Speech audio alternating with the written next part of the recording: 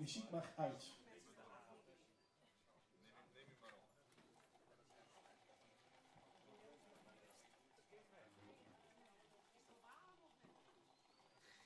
Ja, goejoen alle jaren mensen op de stream en in de app van de Omroep. Welkom bij deze Iepenhub live naar twee hele zware politieke beladen onderwerpen. Toch weer deze weekend moeten we maar een beetje ontspannen. En dat doen we met bier. De good old bier.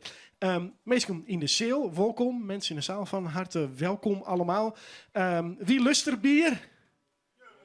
Mooi, dat scheelt. En zelfs voor de meesten thuis net eens alle handen omheen. We hebben alle leuke gasten. We hebben allemaal leuke gasten. Als u niet Fries spreekt, vraag even in de commentaren. Waar hebben ze het over? Dan wil vast iemand u helpen. Als je geen Hollands praat, vreet je even weer. Has het door? We hebben alle verschillende gasten. We gaan bier proeven. Dus als je denkt van de hek was zin om, kun je nog naar de neushoorn komen.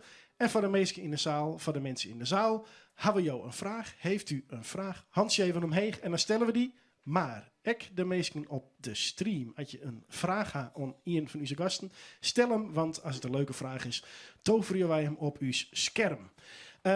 Eerst wil ik wel even een onderzoekje doen in de zaal over bier, want er zaten bierdrinkers.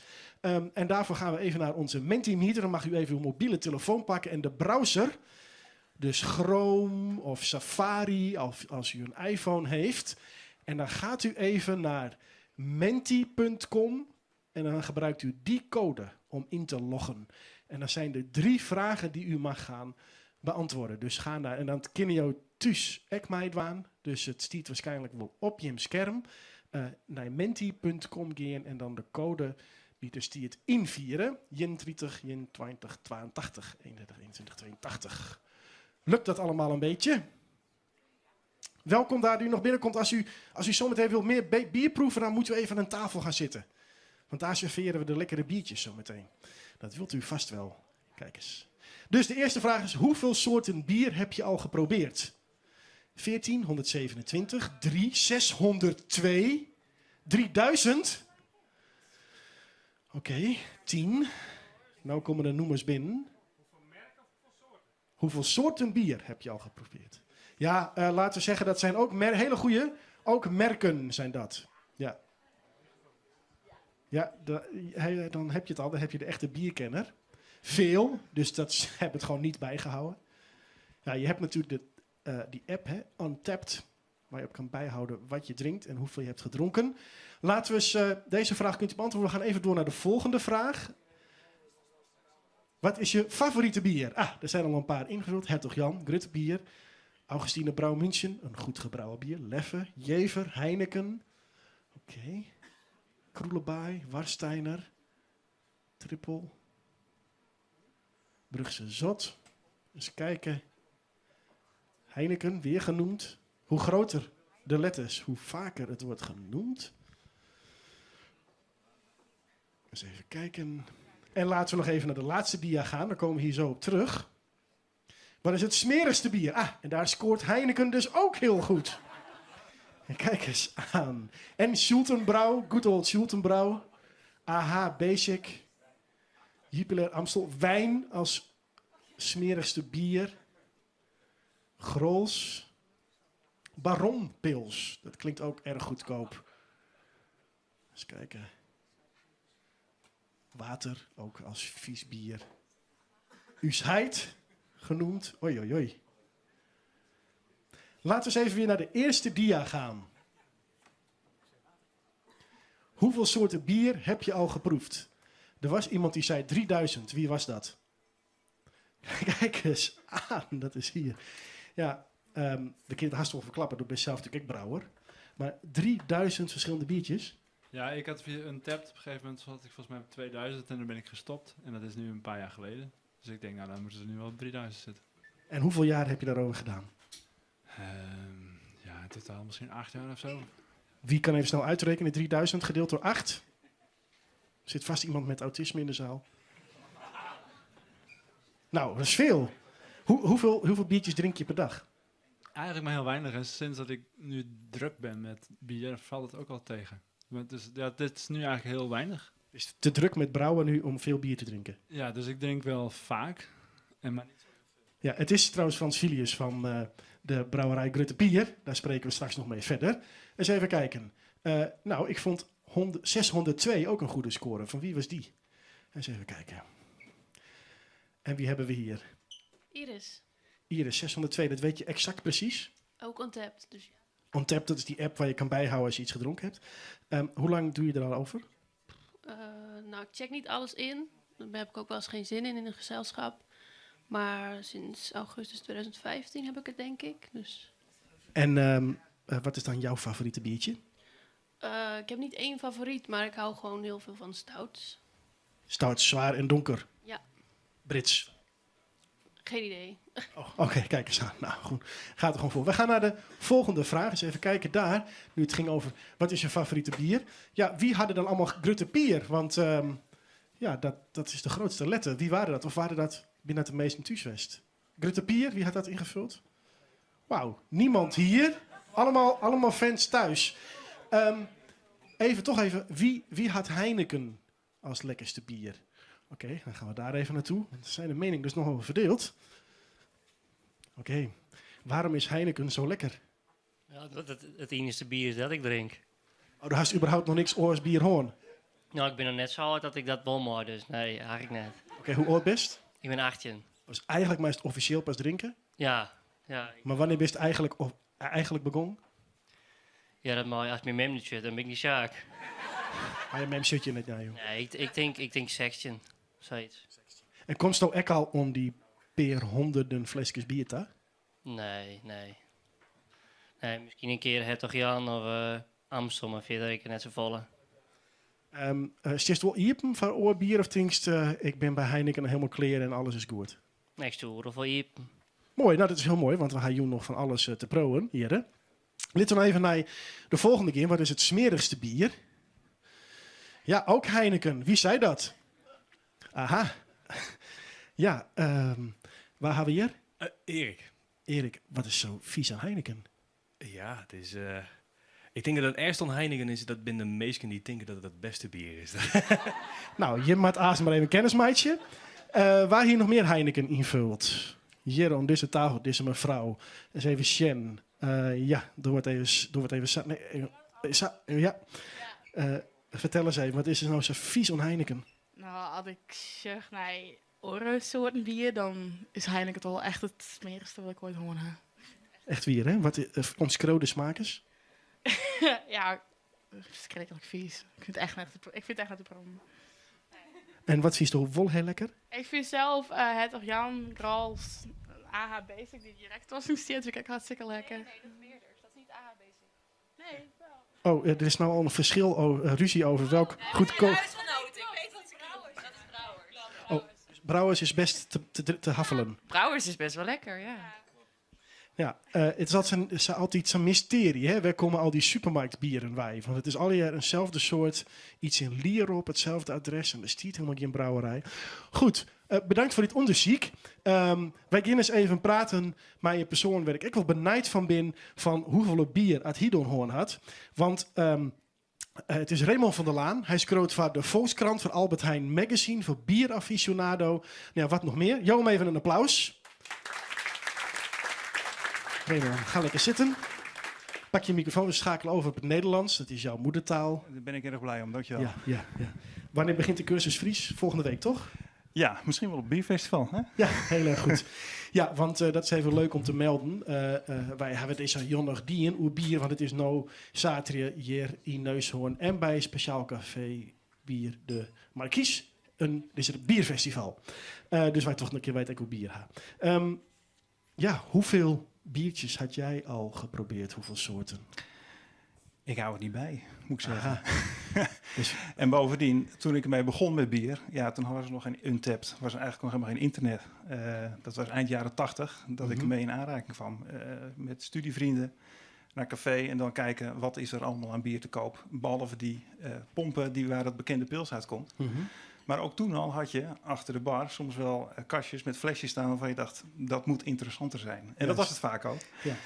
Het was wel even zoeken, maar sinds die tijd eigenlijk ben ik geïnteresseerd in bier. En ja, koop ik nooit kratjes, drink ik nooit pils uit de tap. Ik zoek altijd naar het bier wat er ook is en wat vaak veel interessanter is om te drinken. Heb jij nou van bier drinken jouw werk gemaakt? Het is een uit de hand gelopen hobby, kun je zeggen. Ja. Dus ik schrijf graag met de bedoeling om mensen uit te leggen wat er nou mooi bier allemaal is. Om mensen te enthousiasmeren en te informeren. En dat doe ik door proeverijen te geven, door mensen op de sportclub te vertellen van joh, we kunnen eens een proeverijtje doen. Dan kan ik laten proeven wat er allemaal voor moois is. En daar ben ik ook over gaan schrijven. En zodoende. En wat is nou het kenmerk van een bierjournalist? Vast niet alleen dat hij heel veel bier kan drinken. Nee, het is interesse hebben, enthousiasme hebben, veel naar festivals gaan, naar brouwerijen gaan, mensen spreken. Dat is het leuke ook aan bier, want het is een hele toegankelijke wereld. Als je wijn drinkt, dan weet je vaak niet waar het vandaan komt. Ja, er staat een of ander kasteel op een fles, maar je denkt van, nou wat is het? Maar als je naar zo'n festival gaat bijvoorbeeld, dan kun je de mensen ontmoeten die dat bier maken. Hè? En dat is het leuke eraan, het is heel toegankelijk, want bier wordt in feite overal gemaakt. Je hoeft niet een of andere dure helling in Zuid-Frankrijk te hebben om wijn te maken. Ja. Bier kun je overal maken. En dat gebeurt dus ook. En dat maakt het heel toegankelijk. En als je nieuwsgierigheid hebt en interesse hebt, dan kun je een hele interessante wereld ontdekken. Die niet alleen maar over het bier gaat, maar ook over de mensen daarachter. Ja. Het is een hele sociale hobby. Ja, je bent niet zo gek op de term speciaal bier. Nee, waarom niet? Ja. Nou, omdat het niet zoveel zegt. Kijk, als schrijver ben ik natuurlijk al geïnteresseerd in taal. En het woord speciaal bier, dat betekent eigenlijk helemaal niets. Want ja, wat drink je? Je zag het een beetje uit de vraag al, van hoeveel soorten bier heb je gedronken? Ja, soorten, is dat een merk? Is dat een bepaalde naam van een bier? Hè? Want bieren hebben ook heel interessante namen tegenwoordig. Of is dat een bierstijl? Is dat een IPA, een stout, een saison? Nou, als je dat allemaal onder de noemer speciaal bier schaart, dan weet je dus eigenlijk niet wat je drinkt. Als je zegt, nou, ik heb nou zo'n lekker speciaal biertje gehad. En jij denkt misschien aan een stout, omdat je, zoals die dame hier, die stout lekker vindt. Terwijl ik een saison lekker vind. En dan snappen we elkaar dus niet. Je kunt dus veel beter praten over de stijl van het bier. Net zoals we over Chardonnay en Chablis praten, kunnen we ook beter praten over saison en porter en dubbel en triple en noem maar op. Ja. Ik noem het nog even speciaal bier, zeg maar. Al het andere bier, behalve wat uit de tap vloeit, is een enorme opkomst gekomen in Nederland. Wanneer is dat gebeurd? Want ik kan me nog herinneren dat er wel eens een gastbier was, maar dan was het eigenlijk ook pils. Ja. Hè? Zeg maar, waar is de omslag gekomen dat er meer belangstelling is gekomen en meer brouwerijen zijn gekomen en meer soorten bier onder de massa zijn verspreid? Het prille begin is in Nederland in de jaren 80 gekomen met brouwerijen als Het Ei, maar ook de Arsense Stoombierbrouwerij, wat uiteindelijk Hertog Jan is geworden, waar we hier Gerard van hebben. En brouwerijen die niet meer bestaan, zoals de Raaf in Nijmegen. Daarvoor, in de jaren 70 praat ik dus al over, was het in Amerika de plek waar dat bier weer werd herontdekt als het ware. Je had in Amerika de drooglegging gehad in de jaren 30, jaren 20, jaren 30. Daarna is er heel lang een soort hegemonie geweest van de lagers daar in Amerika. En toen op een gegeven moment was het thuisbrouwen. Een lager is een ondergistend bier, een pils zeg maar. Op een gegeven moment werd het thuisbrouwen weer toegestaan in Amerika. En toen ontdekten mensen dat er ook nog hele andere soorten bier bestaan. Ze keken daarbij, gek genoeg, naar Europa. Waar dus in een aantal landen nog wel wat biercultuur over was gebleven. In Engeland had je nog de pale ales en de bitters en de stouts. België natuurlijk de saisons en de geuzes en de dubbels en de triples. In Duitsland dan nog de ondergistende bieren, inderdaad, die lagers. En in Tsjechië dan de pilsner, waar de pilsner vandaan komt. En de Amerikanen ontdekten dat. En die waren in Europa, die leerden dat bier kennen, brachten het mee terug naar Amerika en begonnen, omdat dat thuisbrouwen weer in de lift kwam, dat zelf te maken. Wil je nu zeggen dat Amerikanen hier zijn gekomen inspiratie op te doen voor bier, mee terug hebben genomen naar Amerika, maar toen dachten, hé, wat een leuke dingen, dat het toen hier weer is overgewaaid? Ja, dat is precies wat ik wil zeggen, inderdaad. Ja, en het grappige is dus dat de Amerikanen er ook een eigen twist aan hebben gegeven. Een IPA bijvoorbeeld is een oude Engelse stijl. Maar die Amerikanen hebben dat opgepakt en weer op een heel eigen wijze er een eigen draai in gegeven. Omdat er ook heel veel hop wordt verbouwd in het noordwesten van Amerika en de Yakima Valley. En ze hebben dus met hun eigen hop daar een eigen draai in gegeven tot een soort ubergehopt bier, zoals we het nu kennen. Met heel veel frisse, fruitige, bloemige aroma's. En vanuit die Amerikanen is de rest van de wereld eigenlijk weer geïnspireerd geraakt door dat brouwen. Dus het is eigenlijk een soort cirkelbeweging vanuit de oude traditie van Engeland, van Europa, wat er nog over was. En wat door mensen als Michael Jackson, de Britse bierschrijver, nog is geboekstaafd voordat het helemaal verdween. Dat door de Amerikanen is ontdekt. En wij volgen de Amerikanen weer in het maken van dat nieuwe bier. Ja, dan heb ik toch, dat is jaren 70, maar ik heb toch het idee dat het echt de afgelopen 5, 6, 7 jaar het Klopt. pils heel erg naar beneden is gegaan. Ja. Wat is daar de oorzaak van? Ja. Ja, dat blijft gissen. Op een gegeven moment, dat komt in golfbeweging. Hè. Je wil op een gegeven moment niet meer het bier drinken wat je vader of je opa dronk. Dat gold in de tijd van de porter in Engeland. Dat gold in de tijd van de bitters en in de geuzes in België bijvoorbeeld. Op een gegeven moment dan komt iets ook in de mode. En vroeger begon je in een punkbandje. Of zoals deze jongens een soort doorsbandje. Mhm. En nu begin je in een brouwerij. Als je rebels wil zijn en andere dingen wil doen. Italië bijvoorbeeld is een land waar heel veel mooie bieren worden gemaakt. En je ziet dat vaak jongens zijn die uit een wijnfamilie komen. En die door pure rebelsheid zeggen... ik ga niet in die wijnranken zitten, ik ga bier maken. Ja, de wijn is veel te elitair en nuffig en voor oude mensen. Ja, ik denk dat je op een gegeven moment je wil afzetten en andere dingen wil gaan doen. En als je ontdekt uiteindelijk dat er veel meer smaken in bier zitten dan je ooit voor mogelijk had gehouden, dan wordt dat dus interessant. En dan kan je dus in tenten zoals hier op de hoek bij de Marquise hele interessante bieren gaan drinken. Dus het is toch een beetje lifestyle. Ja, Bieren. dat denk ik wel. Ja, Ja. dat denk ik wel. Ja, Zou jij een triple drinker en een IPA drinker kunnen onderscheiden als je ze ziet naast elkaar? Ja, ik denk dat je als je naar de leeftijd kijkt, kom je vertel- heel eind, denk Vertel ik. eens die twee. Een triple drinker, leeftijd. Nou, dat is toch wel 50 plus. Ja, Oké. dat is toch wel 50 plus. Een IPA, Ja, een IPA is toch wel 40 min. klopt Ja, het? ja, Klopt het? ja. IPA-liefhebbers, hand omhoog. Oh, ja, ik heb geen idee. Dames, jullie zien natuurlijk nog maar als 18 uit. Triple drinkers? Ja, Ja, kijk, allemaal jonge vrouwen. Ik Ja, weet dat, niet. is, dat is het probleem met het stereotype. Hè. Dat Ja. dat werkt nooit echt. Nee, inderdaad. Ja. Nederlandse speciaalbieren zijn er nu overal, ook heel veel regionale. Wat is het grote verschil tussen bijvoorbeeld een land als België, wat naar mijn idee toch een andere, misschien wel bredere biertraditie heeft dan het Nederland het heeft? Ja, het verschil is dat België minder behoefte heeft aan het brouwen van stijlen die uit andere landen komen. Als je naar Nederlandse brouwerijen kijkt, dan wordt er geen Nederlands bier gemaakt. Hè. Er wordt Amerikaanse IPA gemaakt, er wordt Engelse stout gemaakt. Een enkeling waagt zich nog aan een mooie pilsner of een lager. Er worden Belgische saisons gemaakt, maar echte Nederlandse bieren zijn er eigenlijk niet meer. Die zijn verdwenen. Er worden nog wel kuitbieren en gruitbieren en prinsessenbieren gemaakt. En daar zullen we straks denk ik ook wel op terugkomen. Maar België, dat bleef eigenlijk bestaan. Die saisons die werden gemaakt in Henegouwen. De geuzes werden gemaakt rond Brussel. De kloosters en de abdijen maakten nog steeds een dubbels en een triples. Dus die werden eigenlijk links en rechts ingehaald door de landen om ons heen. Als het gaat om die nieuwe bieren. En stel je voor, ik ben beginnend bierdrinker, net als die aardige jonge man daar zei, die nog bij het stadium Heineken was. En ik zou wel eens wat anders willen. Hoe kom ik er dan achter wat voor bier ik moet drinken? Ik bedoel, ja, ik kan er 3000 gaan proberen, maar misschien heb ik daar wel geen geld en tijd voor. Nee, inderdaad. Nou, ik denk dat het sowieso een goed idee is om naar een kroeg te gaan waar personeel rondloopt dat je kan helpen daarbij. Of een winkel natuurlijk, die je van advies kan bedienen. Ook als het gaat om bijvoorbeeld wijn, van wat vind je dan lekker? Die kunnen je ook helpen als het over bier gaat.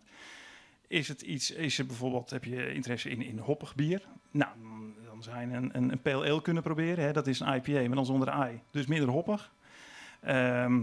Als je van moutig houdt, dan zou je een andere Duitse lagerbier kunnen proberen. Als je van kruidiger smaken houdt, dan kun je een saison proberen. Dus de crux zit hem in het herkennen van die stijlen. Dat als je op een bord kijkt en je ziet er al die woorden staan, dat je iets zegt. En dat je een beetje een beeld hebt wat je kunt verwachten. Smaak en kleur en geur. En als je dat een beetje leert, dan snap je ook wat je eigen smaak gaat zijn. Ik heb bijvoorbeeld een keer met mijn honkbalteam zijn we een rondje naar Amsterdam bezig doen. En aan het eind van de avond zegt een van de jongens, nou, dat bier vond ik lekker en dat en dat. Ik zeg, wat waren dat voor bieren? Nou, dat is een porter, dat is een porter, dat is een porter. Ik zeg, nou, jij houdt van porters. Kijk, en dan valt het kwartje. Ja. En dan snap je wat je lekker vindt. Even heel kort nog, wat is jouw favoriete bier? De stijl? Stijl, laten we nou maar op stijl houden. Ja. Saison bier. Dat zijn zo'n bier. Ja. En wat vind je echt super smerig en drink je nooit meer? Radler, Fantastisch, goed. Raymond, hartelijk bedankt. alsjeblieft. Schiet hem straks nog aan als u nog wat wil weten, want hier zit iemand met encyclopedische kennis van alle bierstijlen ook vooral. Even een applaus. Dankjewel. En wij gaan even nu naar een alleraardigste dame, Kim Lentjes. Zij is internationaal biersommelier en oprichter van de Dutch Beer Academy. En wat zij gaat doen is even in een paar stappen ons uitleggen wat morgen en overmorgen en de dag daarna de trends zullen zijn. Even applaus voor Kim Lentjes. Goedenavond allemaal. Op de volgende dia heb ik eigenlijk een klein overzichtje gemaakt van de 4 trends die ik vanavond ga bespreken. Bier in blik, bier aan tafel, bieren met lage alcoholpercentages en eigenlijk de laatste die ik het meest interessant vind, back to basic. Als we met de volgende dia met bier in blik beginnen, dan, ik maak me hier eigenlijk echt al jaren hard voor. Ik ben groot fan van bier in blik, met name met bieren die vers gedronken moeten worden. En denk dan aan een pale ale of een IPA of iets met veel hop. Het is niet geschikt. Ja, inderdaad. Mag de volgende dia alsjeblieft? Ja, dankjewel. Het gaat niet om nagistende bieren, want dat is heel lastig op blik. Dat lukt eigenlijk niet. Het gaat om nieuwe bierstijlen die wat hipper zijn, die vers gedronken moeten worden. En het beschermt namelijk het beste tegen licht en tegen lucht. De 2 factoren eigenlijk die enorm finesse zijn voor de kwaliteit van je bier. Zeker met bieren die uit het buitenland komen. Tegen de tijd dat het hier komt, ben je weken verder. En is die kraakverse IPA die in Amerika zo lekker is, hier al lang niet meer zo lekker. Dus vandaar bier in blik. En ook Nederlandse brouwers zijn het aan het oppakken. Ik denk dat het gaat doorzetten. Dus ik ben heel enthousiast. Nou, trend nummer 2 zien we op de volgende dia.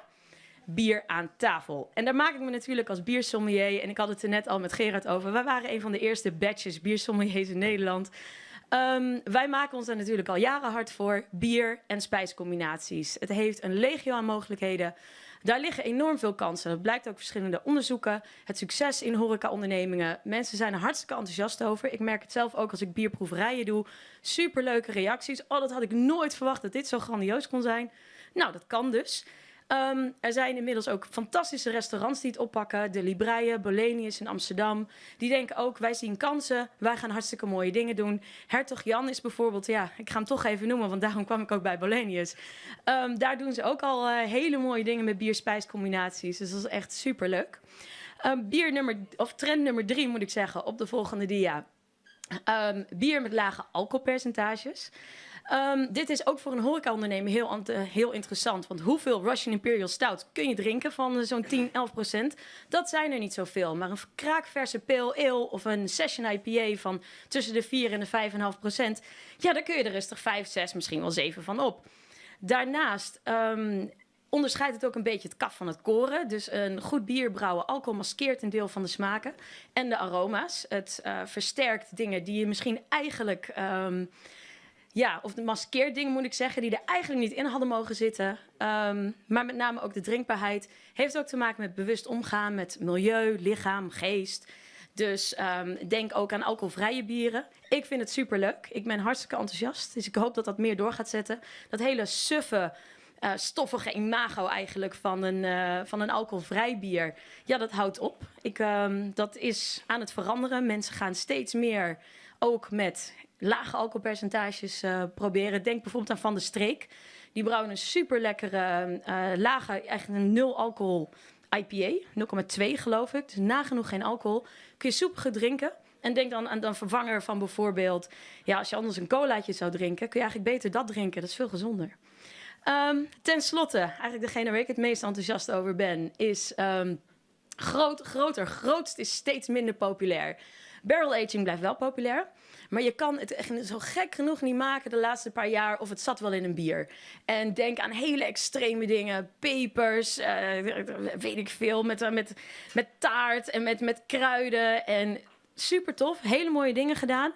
Maar ik denk dat mensen toch meer teruggaan naar de wat meer traditionele bierstijlen. We hadden er straks ook een heel leuk gesprek over... welke brouwer maakt er dan nog echt een goede porter bijvoorbeeld? Een supergoeie klassieke bierstijl zie je weinig meer. Ook bij Nederlandse brouwers niet.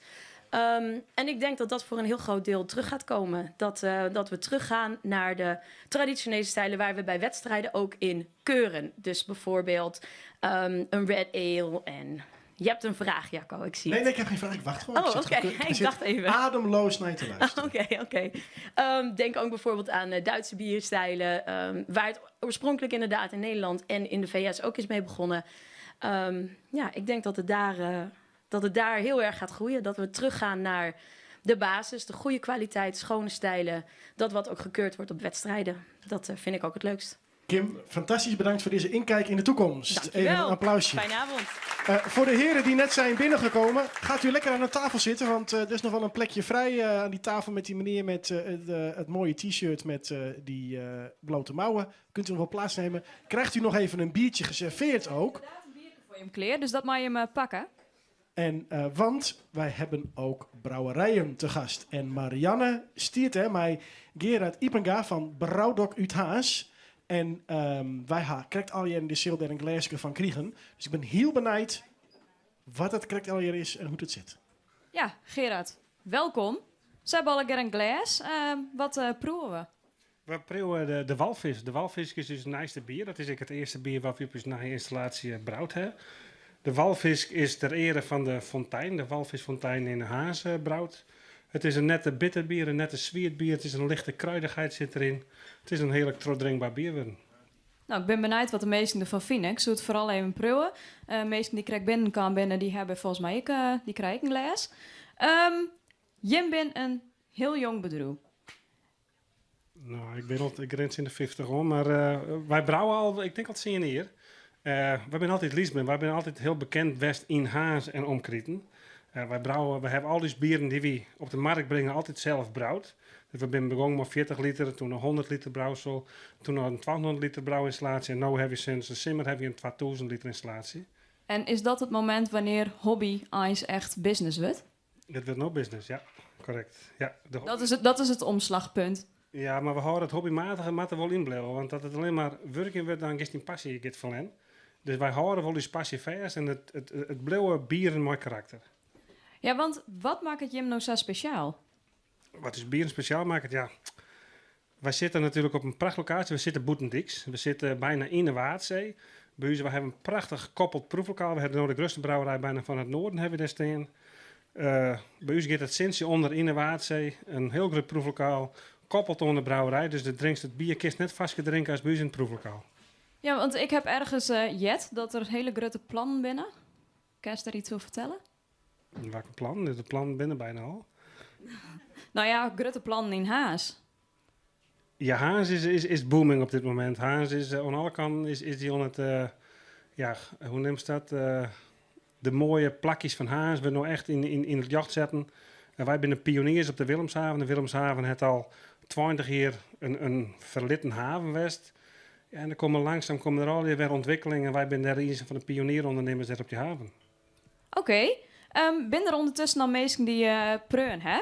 Ja, ik zul hier even zien, want hier zitten bijvoorbeeld 2 dames die helemaal net voldienen aan het beeld wat Raymond schetste. Dus hoe wie dit bierke? Ja, lekker. Ja. Van jou, ik? Ja, ik lekker, ja. Maar wat wil je nog zeggen? Nee, ik wil eerst rieden wat ik dacht dat het wie, hè. Maar dat zie ik wel nice dan. Ja, dat is ook wel niks zo sissen, want dat wie fout. Maar het is dus een blond bier, zeg ik steen. Fantastisch. Nou, het walvisbier van brouwerij Brouwdok. Pro nog even lekker, er komt haast nog meer te proeven. Maar eerst even een tiert van een bakje muziek. Want muziek en bier gaan altijd heel goed samen. Ze ben jong, ze ben single, ze ben altijd te vinden op Tinder. Ze komen uit Gouda, de Tembo's. Let je weer.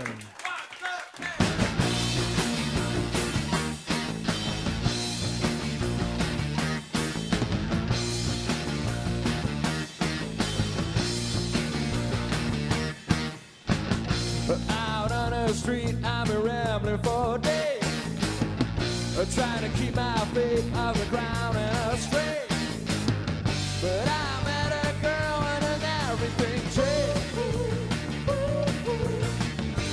By the side of a mountain range, don't mind to say goodbye to my twirling days. You should can train me down if with her I can stay. I want you to close my rambling heart. Give this steady life a start. I could never get enough. Oh, would you be my steady love? Would you be my steady love?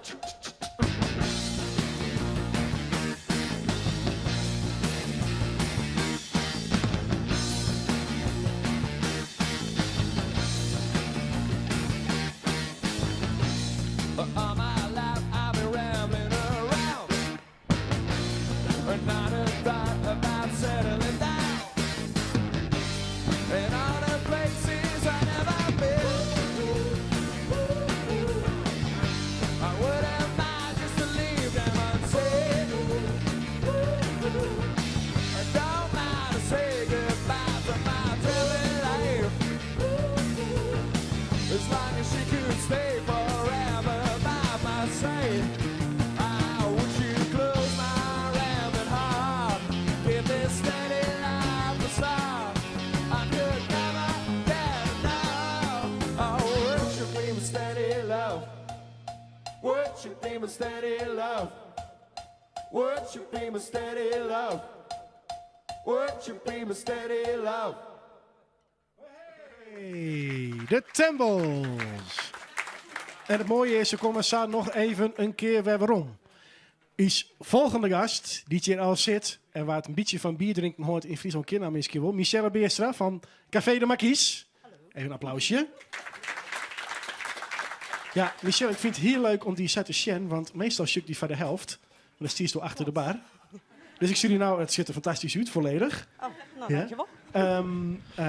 Ja, maar mooi in de microfoon praten.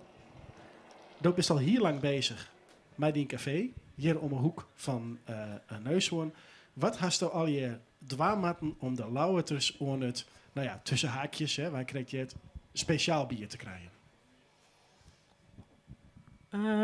Ja, ik denk dat het een proces is geweest wat eigenlijk best wel lang worden had. En wat heel rustig begonnen is en wat steeds grutter is worden. Dat vind ik echt wel een voordeel dat het is gebeurd. Want dan kun ik soms spreken van bepaalde hypes. Maar bij u is het erin slieten. En ik heb echt het idee dat het bij de gasten erin slieten is. En langzamerhand kwam er meer aandacht. Wij zijn steeds meer een grutter uitbreiding gang. Dus ja, een beetje logisch verhaal vervolg. Ja, dus eigenlijk zijn ze op rustig tempo, hebben we steeds wat meer orenbieren toevoegd en rekken meestal erom wend. Ja, ik denk wel dat wij dat in Ljout of Friesland ook wel nodig hadden toen wij begonnen. Ja, waarom? Waarom? Ja. Toen wij begonnen, toen weer speciaal bier je nog net zo bekend in Ljout. En dus een beetje veilig beginnen, oefen je. Zowel voor u als voor de mensen die wonen bar hierin. En dat is ook wel mooi, want dan zit beide in het proces van groeien. En ik denk dat er niks beters is dan zo'n situatie. Ja, langzaam groeien dus zelf en de gast. Ja, en hoeveel bieren heb je nou op menu staan zo ongeveer? Er staat op onze standaardkaart staat er 200. Ja. En we gaan nou een extra kaart hebben we erbij. Waar echt de hele bijzondere bieren op staan. Voor de echte beer geeks. Ja. Want die hebben we dus wel in Friesland. Ja, ja. En hoe ziet die er dan uit? Leeft hij het groot, klein, dik, dun? Ja, dat had op zich net een... Nee. Nee. Geen stereotype? Nee. Maar door herkennen ze wel als ze beginnen te praten. Oh ja, vertel. Wat dan? Nou ja, ze weten volle. Ja, en ja. dat is, ik vind dat ook heel leuk. En uitdagend natuurlijk. Oké, dus het testen die ik dan een beetje. Zeker weten. Het is net makkelijk om bij ons in het café aan het werk te wezen. Het is heel leuk, Ja. maar net makkelijk. Want wat is er dan moeilijk aan? Omdat iedereen super eigen wiers is over wat het lekkerste is of zo? Of? Nee, die discussie hebben we eigenlijk nooit. En die kunnen we ook wel heel snel dempen. Omdat net iedereen gelijk had. Aha. In speciaal bioloog. Ja. Iedereen had zijn eigen smaak, zijn eigen idee erover. Wat wel natuurlijk een ding is dat altijd een brouwfout had. Dan moeten we dat gewoon constateren en dan is het gewoon net lekker. Een brouwfout is dat het gewoon iets misgong is en er iets net lekker in het flesje zit. Klopt. Ja. En proost dan zelf ook altijd even of het zo is? Ja, als ze iets zeggen van hey, ik ga het idee dat het net helemaal goed is, dan proef ik het zelf. Ja, En als je dan zegt, ja, het is wel goed. Of zei ze dat eigenlijk nooit? ja haak ik wel eens zijn. Van een keer niks aan. Oké, en dan? Ja, dan is de keuze om die gast wat hij wil. Juist. Dat bepaal ik net van hem. Maar wij hebben wel een brouwfouten cursus die. Ja. Dus om te leren te herkennen van smaken. Wees net in eerste instantie om things. Bijvoorbeeld karton. Ja. Ja, dat als iemand dat zien die site waarschijnlijk denkt van ja, jezus, hoe roekt karton? Ja, of is een broodkarton. Ja, nou, daar hebben wij een cursus in gehoord en dan hebben we leren proeven wat dat proeft. Dus wij zullen sneller ontdekken Juist. wanneer iets net goed is of wel goed. Dan is het heel veel shun, onder de kraag, onder het koolzuur, al je oren dingen, die direct daar toch. Wat is nou het meest populaire bier? Wat wordt het meest verkocht? Bij us de IPA's en de laatste tijd wat meer session IPA's. We hebben het Krekkel hier een leeg alcoholische IPA's, zodat ze waarschijnlijk iets meer kunnen drinken. Of dat ze minder dronken hoesten gaan. Ja. Dat zou ik een reden kunnen wezen. Mhm. Maar wij vielen us wel, daar hier ik het van de media even met die hoor. Wij vielen us wel verantwoordelijk als biercafé in Ljout, Friesland, om mensen je wel aan te zetten tot naar je dingen. En hoe doet dat? Want ja, als je één keer dus blijkbaar zijn favoriet had, dan is dat je van het. Ja. Wat je zelf een keuze maakt en of die daarin wil zitten, bloed, dat is prima. Maar mensen die er wel in hebben verstehen, daarbij doe je dat natuurlijk het meest. En die nodig je uit van, nou, we hebben wat nice. Bijvoorbeeld een zoer bier, dat is momenteel best wel hot. Zuur en sour. En dat is wel een dingetje. Maar ik vertel al... Net iedereen vindt het vandaag lekker? Nee, zoer is nog wel een moeilijke smaak voor volle mensen. Voor jezelf ook? Of bist je er al aan Ja, beginnen? voor mijzelf ook. Oh, oké. Ja. Dus ik ken de hele zoere bieren ken ik net aan. Dat vind ik echt niks. Maar de goed fruitige zoere bieren ken ik wel gaan. Ja. Er is een heel verschil in mentaliteit en beweging tussen het craft bier, zou dat ook wel heet, hè? Ja. Het nou net hobbybier, maar het echt toch brouwers mij passie gebrouwde bier en het bier van de hele grote brouwerijen. Wat is daar precies de chinstelling of de clash in? Want dan neemt ze het heel bot op van Lietse brouwerijen. Ja, ik ben wel een beetje tegendraads. Ik weet niet hoe ze dat in het Fries uitspreekt. Dwes. Dwars, ja, dat is het goeie. Ja. Ja, ik ben best wel dwars. Ik wil echt het laatst mijn bieren verkeepje van mensen waarvan ik weet dat de bron goed is. En of dat nou op brouw manier is, op marketingtechnische manieren, ik moet er wel een bepaald gevoel bij hebben. Ik krijg dus ook heel vaak die jaren van, verkeep is dat net? Nou nee, dat verkeep ik net. Nou, waarom net dan? Nou, dan zit ik gewoon keihard waarom ik dat net doch. En dan ben ze wel eens verrast. Dus dat is het dames komen van het Albert Heijn huismerkbier, wat ze heel lekker vinden. Nou, dat is nog net zo erg. Als ze mij een radler vragen komen, dan ben ik meer geïrriteerd. Oké, zeg zo. Nou, dat was wel absoluut net haar. Hey, Oeral komen Lietse brouwerijen, ook in Friesland. Ik ben eigenlijk een heel soort, net op 2 handen te tellen. Ja. Hoort dat een keer op? Ik bedoel, straks het elke stritter zijn eigen bier. Ja, dat houdt zeker een keer op. Ja. Ik denk sowieso dat er misschien al de aankomende 2 jaar zal er een punt wezen dat er een omslag wordt maken, dat er alweer een paar fotcellen gaan. Het kaf zal zich scheiden van het koren. Ja. Het publiek zal bepalen of iets zal bloeien bestaan of net. En uiteindelijk zus dan ook dat de marketingtechnische dingen voor echt speciaal bier er net met dat doch. De smaak wint altijd. De smaak wint het van marketing. Ik denk het wel. Ja, Ik want hoop als je er nog zegt- steeds in te leeuwen. Ja, nee, maar dat je zegt bijvoorbeeld, nee, wat voor reclame er is voor bier op televisie, dat is al je giet eigenlijk net meer over bier. Heineken reclame giet bijna nooit meer over bier. Dat zijn altijd grapjes of Lietse speelfilms. Dat is eigenlijk alleen maar marketing. Klopt. En dan denk je dat net meer... Ja, bij de grote brouwerijen zal dat nog wel blijven, maar ik denk dat dat bij Lietse brouwerijen... Ik denk dat degenen die minder goed bier brouwen, maar wel een leuke marketingverhaal hebben, dat die toch kans rennen om te vallen. Ja. Omdat de smaak zal winnen van de rest. Ja. Nou, Hasto hier om Hoek het Café. Een café is het Hutwerkje. Ja. 6 of zo'n dagen in de week. En dan ook nog dit weekend een bierfestival organiseren. Waarom doet dat? Ik doe dat eigenlijk al langer. Ik denk, 3 jaar ben ik al met die beelden omhoog gekomen. Maar voor een bierfestival heeft je nogal wat extra expertise nodig. Het is net Koningsdag of Bevrijdingsdag. Je scoort wat taps naar boeten en het is clear. Ben ik wat bang voor West, dus ik had ook een beetje uitsteld. Zo van, nou, waarom moest het wold waan? Waarom Waarom was het wold waan? Ja. Mijn grootste drijfveer is om mensen kennis te laten maken met speciaal bier. En mensen ook een breed palet te laten zien om bier en wat er zo al hier is. Dus een ruimte gaan om te proeven en dus meer te leren kennen. Ja. En het is ook al uitverkocht, hè? Ja. Zo'n 50 kaartjes. In de voorverkoop, yes. Ja. Ja, dat is heel fijn. Hartstikke mooi. Dankjewel. Dus mensen die erin wonen, helaas, je moet achter het stek. Michelle, hartelijk bedankt. Even een applaus voor deze bierpionier van Lauwert.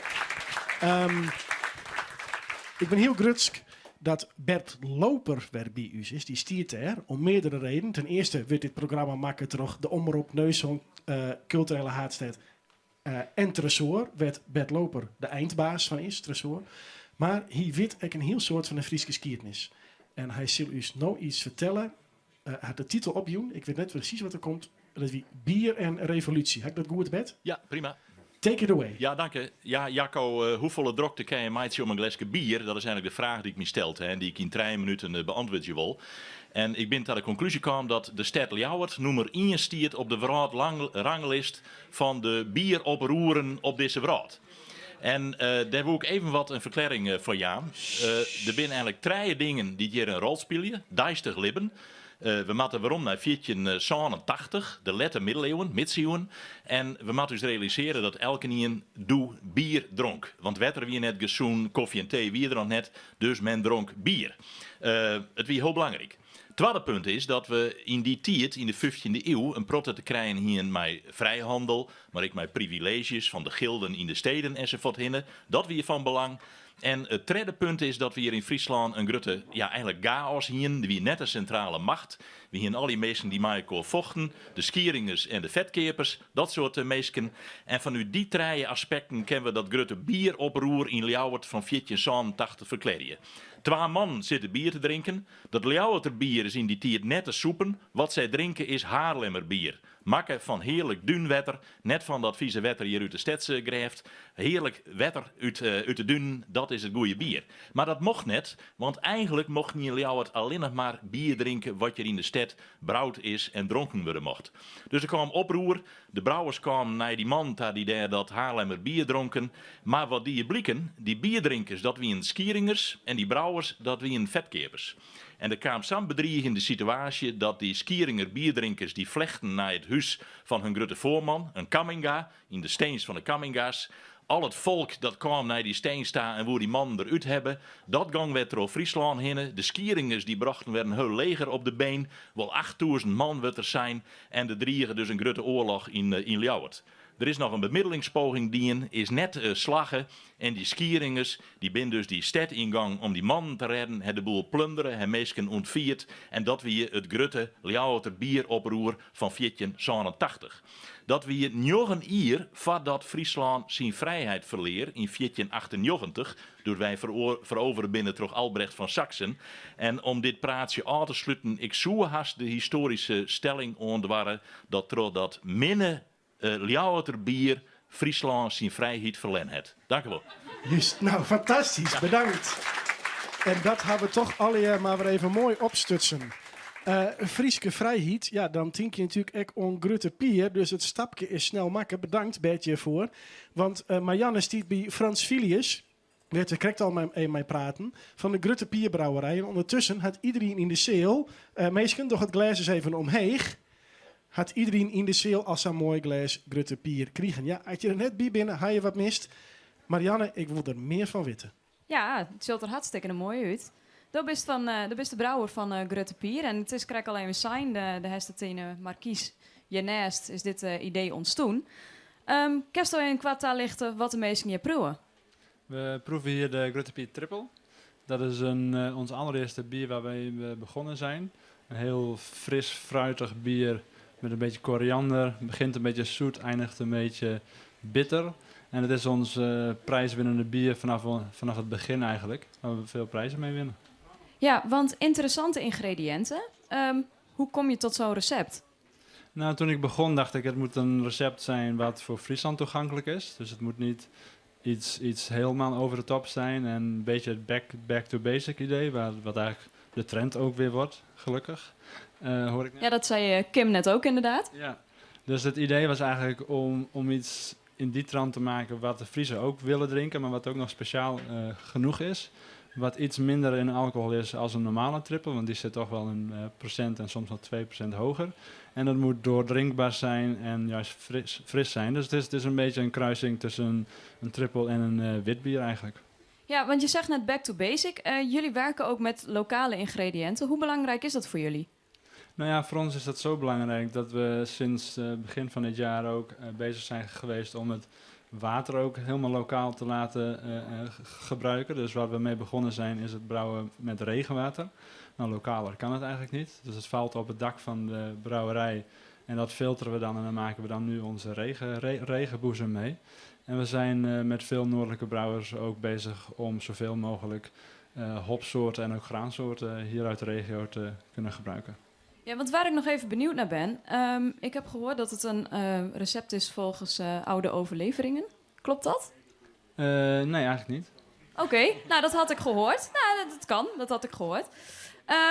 Want het verhaal van Grutte Pier en de geschiedenis erachter, dus dat. Ja, want dat was eigenlijk het ding. Is het een traditioneel recept? Dat moest ik eigenlijk...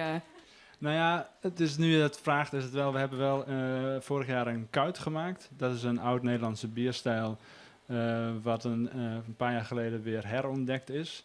En waar we eigenlijk ook mee bezig geweest zijn om dat weer opnieuw te gaan maken. Dus dat zijn wel traditionele recepten die door een instituut in Nederland eigenlijk gevonden worden. En dan wordt dat door brouwers gedeeld en dan gaan we dat ook maken. En dat is onze kuit die we vorig jaar gemaakt hebben. En dat is een heel lekker bier en dat is eigenlijk een beetje in de tijd van Grutte Pier was dat ook een belangrijke bierstijl. Ik ben wel even benieuwd wat de mensen in de zaal ervan vinden. Ja, ik eigenlijk wel. En ik ben weer bij twee dames die het AH thuis blikbier heel erg waarderen kennen. Dus ik ben even benieuwd. Is dit lekker? Ja, maar ik ken hem wel al heel lang. Dus net de eerste die drinkst. En voor die?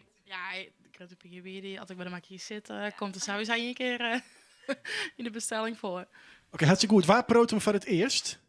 Ik ben de meesten niet voor het eerst proeven. Zo.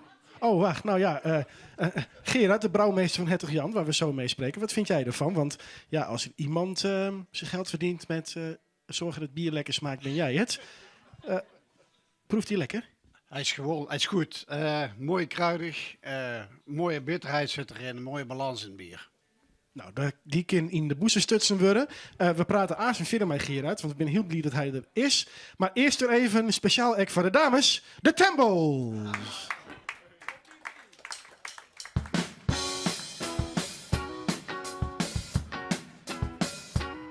Oh, every time I drop about an 91 and train, I see so many people that have rode and invade now. Take Mr. Jones with his suitcase and a style. Spend all the home, but he's finna satisfied. They're making enough money to support for families, but it's got only one which we barely ever sees, but it's alright. I gotta let that be. Oh, it's alright. Oh, what it won't be you. Oh, now the families that can walk around town, oh, wearing smiles, but a minute out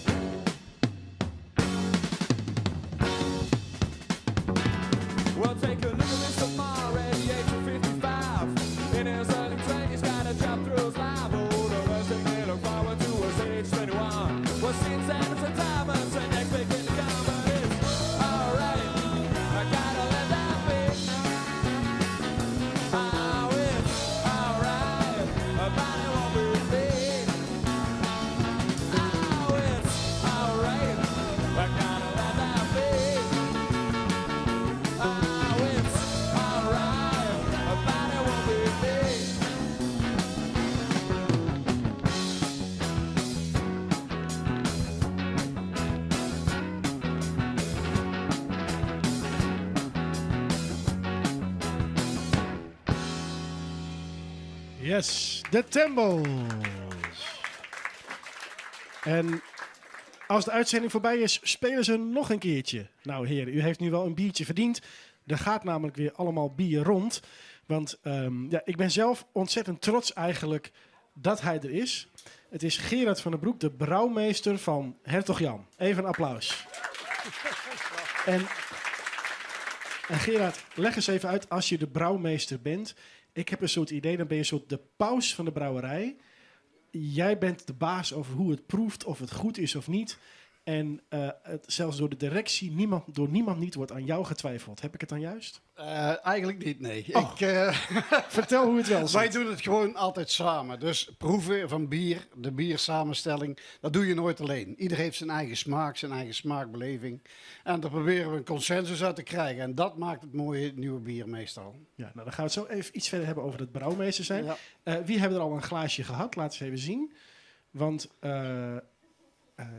Proost. Proost, ja. Gerard, wat hebben we hier voor bier? Dit is een echte klassieker. Dit is, van huis uit is dit een supertrappist, onze Grand Prestige. Supertrappist is eigenlijk in de kloosterstijl, zoals wij het zeggen. En eigenlijk het bier dat vroeger nooit het klooster uitkwam. Dit is een behoorlijk bier in alcoholpercentage. En de paters vroeger die dronken dat altijd voor het slapen gaan. Dan 300 kerels in een klooster, je begrijpt wel, ze zijn heel gelovig, behalve de hormonen. En hier blijven ze heel rustig onder. Dus een soort anti-Viagra. Ja. Ze sopen... je wilt maar zeggen, als je hier zo heel genoeg van zuipt, krijg je hem niet meer overeind. Dat bedoel ik, ja. Die pijn blijft hartstikke strak, dat is duidelijk. Ja. Goed. Fantastisch. Gerard, hoe word je brouwmeester? En dan ook nog van best zo'n grote brouwerij, met zo'n reputatie. Voor mij is het heel apart gegaan. Ik ben eigenlijk techneut van huis uit. En ik ben begonnen bij de Dommelse Bierbrouwerij. Dat is een brouwerij in Valkenswaard. En die ging vernieuwen. Die werd eigenlijk als pilotplant gebruikt. Wij zaten onder de grote groep destijds van Stella Artois. En die wilden nieuwe brouwerijen gaan bouwen in België. De Jupiler en de Stella Artois. Ons gebruikten ze om de nieuwe technieken in toe te passen. En ik als techneut wilde eens gewoon weten, wat gebeurt er nu als ik technisch dit of dat doe. En ik vroeg aan de brouwmeester destijds en die zei tegen mij, jongen, ga maar even studeren, dan gaan we eens kijken wat je daarmee kunt. En loop het bierproces eens door. Dus ik heb gebrouwen, dat doe ik nog, maar ik heb ook met mijn knieën in de gist gestaan, letterlijk en figuurlijk. Dus ik heb echt met alle facetten van het vak bezig geweest. En door de jaren heen, die Garris, was ik steeds opgeklommen in die ladder. En dus op het laatst heb ik hem vervangen, mijn brouwmeester op die brouwerij. En ik werd meesterbrouwer van Hertog Jan, of van Dommels destijds. Maar we brouwden ook Hertog Jan Pilsner, die komt daar vandaan. Wat een geweldig verhaal. Dus jij weet, ook voor de mensen die nu voor jou werken, hoeveel mensen zijn dat er? In Ars werk ik op dit moment met 15 mensen en in Dommelen met een 180 man. Ja, dus zeg maar 230 mensen. Jij weet eigenlijk van elk wat ze doen, wat ze moeten doen en hoe het is om te doen. Het is, ja, dus als ik iets uitleg, dan weet ik zelf wat er gedaan is, hoe ze het ooit gedaan hebben. En ik kan ook uitleg geven hoe ze het moeten doen, dus dat is wel belangrijk, ja. Drink je dan de hele dag door bier? Wij drinken meestal 's morgens om 11 uur. Begin ik eigenlijk met bier en dat heet degusteren. Dat is geen zuipen, dat is gewoon kleine glaasjes, donkere glaasjes. En ze sluiten ons op in een donker hok. Dan moeten wij werken met onze zintuigen. Dus om 11 uur 's ochtends zitten je met allemaal mannen in een donker hok, zo'n dark room. Ik zit apart in een donker hok, want ik mag geen emoties hebben. Kijk, als ik met jou een glas bier zit te drinken of met zo'n mooie blonde dame, dan heb ik een andere emotie. Begrijpt u? Dus van daaruit het donkere hokje waar we in zitten. Krijgen we een zwart glas, klein beetje bier, moeten met onze zintuigen, met onze neus en met onze mond moeten we eigenlijk het bier herkennen. En van daarin de off-flavors en de flavors herkennen. En dat is elke dag? Elke dag, maar niet alleen het bier, maar ook het bronwater, het condenswater, de mouten, noem het maar op. Alles proeven wat maar met bier in aanraking komt. Dus eigenlijk zeg maar één heel belangrijk onderdeel van de brouwmeester, behalve dat hij alles weet van het proces, is zijn tong, zijn smaak. Ja, dat klopt. Hoe heb jij dan de juiste smaak op een bepaalde manier zeg maar, soort opgeslagen in je hoofd? Want Jij bent dus ook de bewaker van die smaak. Je moet het zien, een smaak dat is eigenlijk een combinatie van neus. 80% van de smaak is de neus en de mond. En daarbij, als we het visueel nog bekijken, hoe ziet het eruit? Mooi robijngroot, hoe ruik het, hoe proef het en hoe gaan wij proeven? Dus met tong, dat is heel belangrijk. Zoet voor op de tong, zuur en zout aan de zijkant en bitter in de huig. Wij moeten ook alles doorslikken, 's morgens om 11 uur. Dat is wel een nadeeltje nooit, maar goed. En we drinken bier ook wat warmer. Als jullie dit bier, dit is dus een supertrappist, als jullie dit eens een slokje in je mond nemen en hou dit maar eens 10 seconden vast. Dat gaan we doen, mensen. En dan gaan jullie eens bier proeven op een hele andere manier. Laat het de lichaamstemperatuur eens overnemen van je lichaam. En dan merk je dat er heel veel meer smaak in bier zitten dan... Want koude, ja, dat hebben wij eigenlijk niet zoveel nodig. En dan merk je dat er hele mooie smaak in dit bier zitten.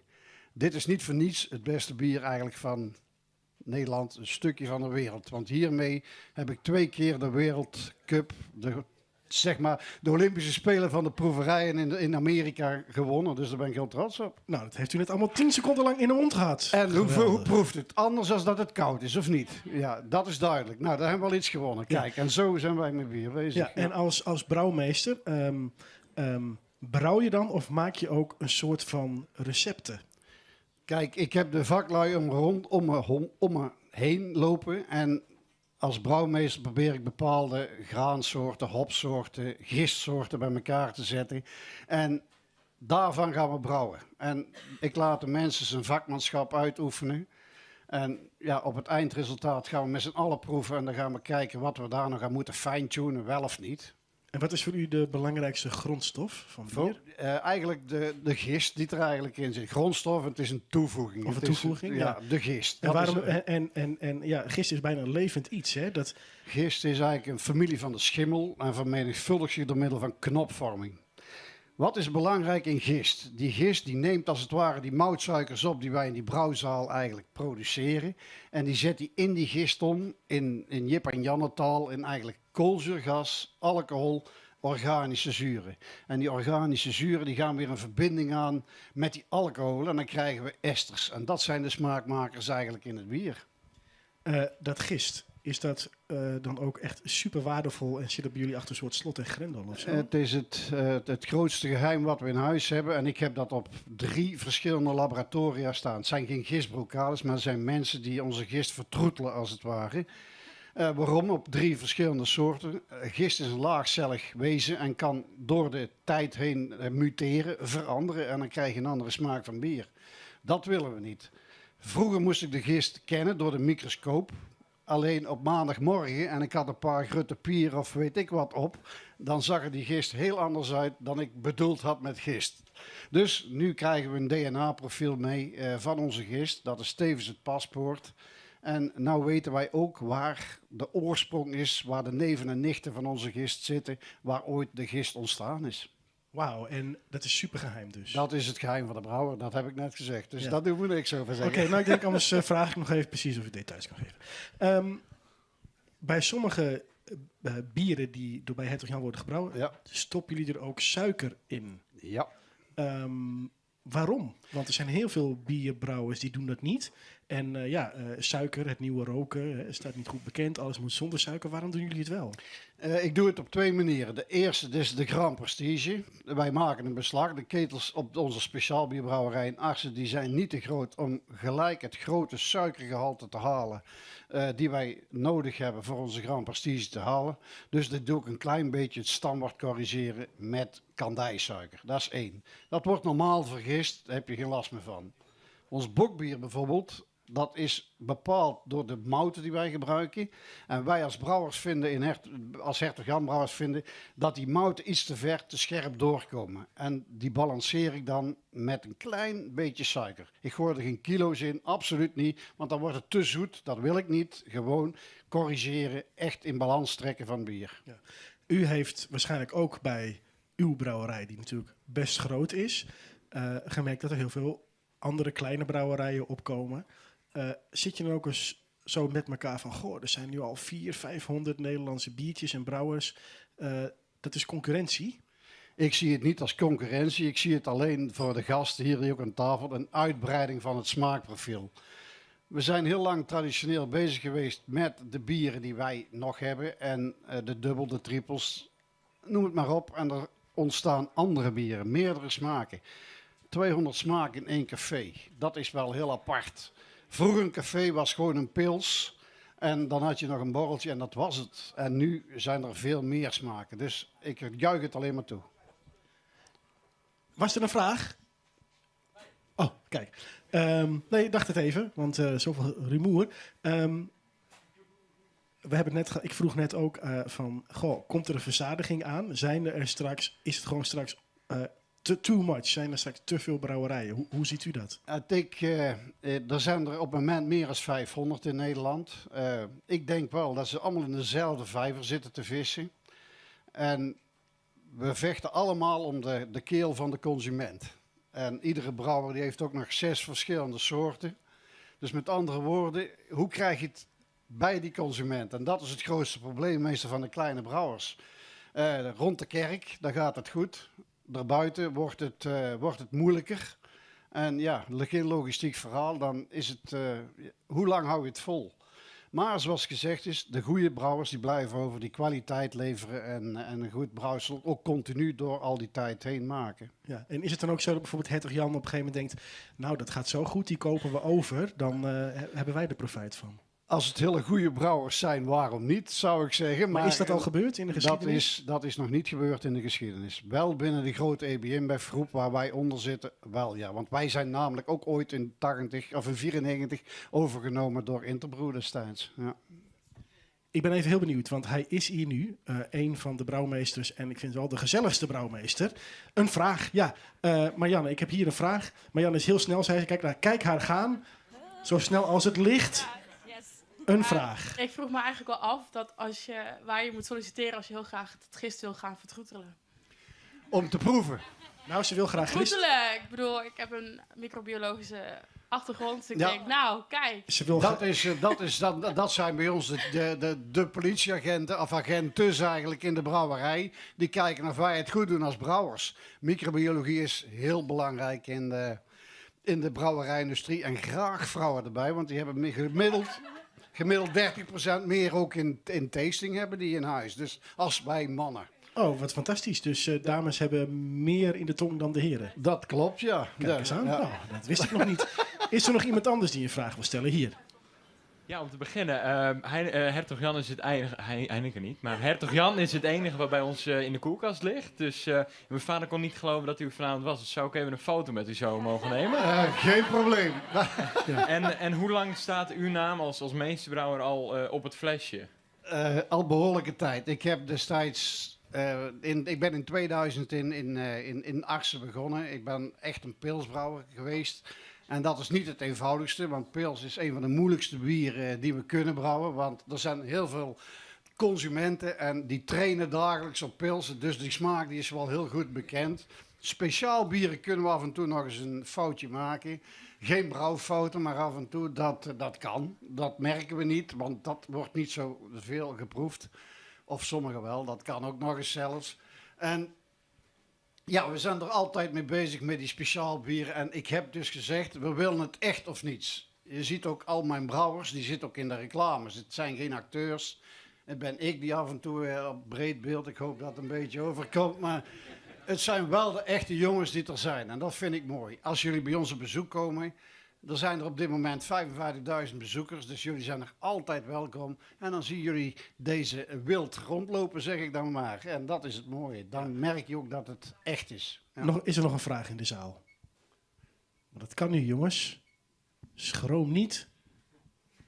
Nee, dan heb ik nog wel een vraag. Oh, wacht, hier. Ja, nee, prima, onze microbioloog, maar fantastisch. Ja, ik vraag me altijd af, als ik in het buitenland ben, zie ik overal altijd Heineken en Amstel. Maar ik zie eigenlijk nooit Hertog Jan. En ik vroeg me nu dus af, ja, hoe komt dat? Maar is daar wel een markt voor? Of? Er is een markt voor. Ik heb 1 keer geprobeerd. De Nederlandse markt is zo groot gegroeid dat wij niet de mogelijkheden hebben op dit moment om te exporteren. Wij zijn gewoon een Nederlands merk en daar wil ik eigenlijk ook zo blijven. Ik heb 1 keer een testje gedaan. Dat was een container naar Brazilië sturen, want er zit ons 100% hoofdkantoor eigenlijk van EB InBev. Dat werd per internet verkocht. 5 minuten duurde het voordat alles weg was in die container. En een week later hadden we het beste bier van Brazilië. Ja, dan gaat er iets gebeuren. Ik denk, hé, dat gaat niet goed. Dus dat hebben we maar heel snel afgewerkt. Geen zin in Brazilië. We blijven lekker in Nederland, dat houden we zomaar vol. Nou, kijk eens aan. De conclusie is, dames en heren, wij drinken met z'n allen zoveel Hertog Jan dat we het de Brazilianen niet eens gunnen. Dat is eigenlijk een feit. Ja. Nou ja, hoe zeggen we in Brabant proost? Op het leven zeggen wij. Op het leven. Op het leven, dames en heren. Gezondheid. Applaus voor onze Gerard. En ja, u mag allemaal straks met hem op de foto, als u dat wilt. En nog gezellig even een biertje drinken. Hartstikke leuk. Dit weer, onze uitsturing, oer speciaal bier. Volgende week hebben we iets, dat is nog een verrassing. Dat verklappen we nog net. Hoor uw Facebookpagina in de gaten, hoor de pagina van de Omroep in de gaten. Wij gaan je nog even gezellig terug. Bedankt voor het Chen, bedankt dat u hier was. Nog 1 keer de tempo's en ik zou zeggen, tjoch!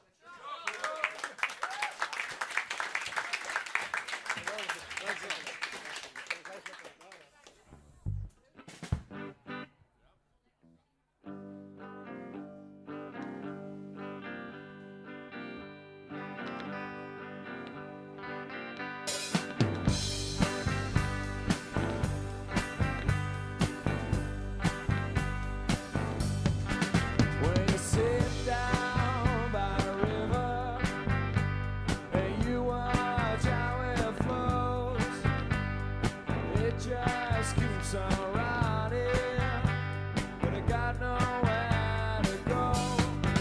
It reminds me of something we're all in. Oh, when a river still flows. Well, I've seen people riding like they're some kind of goal, but in fact